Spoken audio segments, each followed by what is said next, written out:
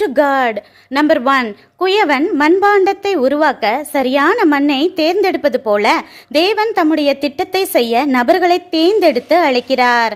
Number 2, குயவன் களிமண்ணோடு தண்ணி சேர்த்து குழைத்து மிதித்து சரியான பதத்திற்கு கொண்டு வருவது போல தேவன் நம்மையும் சில வேதனைகள், சூழ்நிலைகள், மனிதர்கள் மூலமாக பாடுகளுக்கு உட்படுத்தி பக்குவப்படுத்துகிறார்.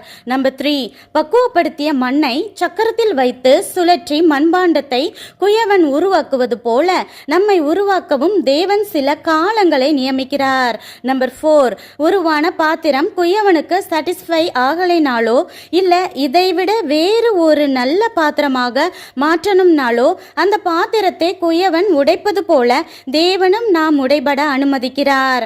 நம்பர் 5, உருவாக்கிய மண்பாண்டங்களை தனியே வெயிலில் வைத்து உலர்த்தும் குயவனை போல தேவனும் சில தனிமையான சூழ்நிலைகளை நம் வாழ்வில் அனுமதிக்கிறார். நம்பர் 6, இப்படி உருவான பாத்திரத்தை நெருப்பில் இட்டு குயவன் சுடுவது போல தேவன் நம்மை நியமித்த பாதையில் முழு பலத்துடன் ஓட அபிஷேகம் என்னும் அக்கினியினால் நிரப்புகிறார்.